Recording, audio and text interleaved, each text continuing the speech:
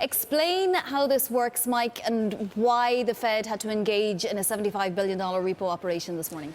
Well, basically, the money markets is sort of the plumbing of the financial system. Companies and financial corporations need cash overnight or for short periods of time to fund suppliers, to fund their operations, things like that. They get cash by pledging collateral, in most cases securities, in most cases Treasury securities, and then somebody gives them cash and they pay it back the next day with interest, and that's the money market system.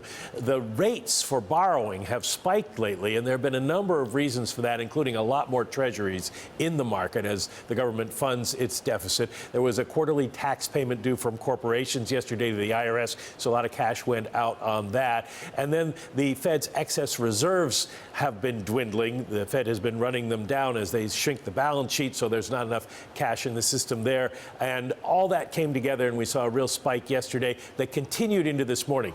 So the New York Fed stepped in to do its own repo operation. The difference is they can create cash. So they took in securities and they lent out cash to provide more liquidity to the system. And maybe the good news is they did $53.2 billion. They had offered $75.